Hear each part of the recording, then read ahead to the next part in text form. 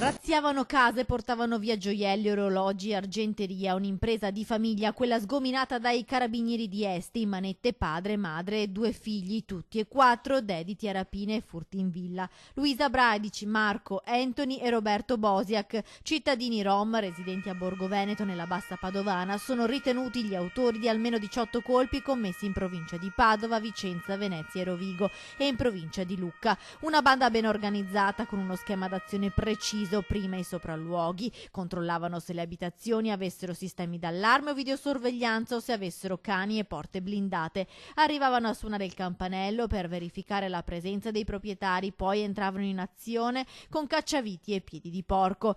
Per gli spostamenti in tutta la regione in Toscana avevano a disposizione un parco auto ben fornito, in uso a tutta la famiglia di etnia rom. Durante 2 colpi a Baone e a San Sino di Livenza i 4 hanno rubato anche delle armi, solo in parte ritrovate dai carabinieri. Ad ottobre invece 2 di loro sono stati fermati a Bassano del Grappa, accusati di ricettazione perché trovati in possesso di gioielli rubati. Agivano soprattutto all'imbrunire, prediligevano le case singole, vestivano di scuro e non temevano nulla, l'unica paura erano i cani. Ecco come ci si può difendere dagli assalti. Prendere un cane, che forse è la cosa che è molto più semplice.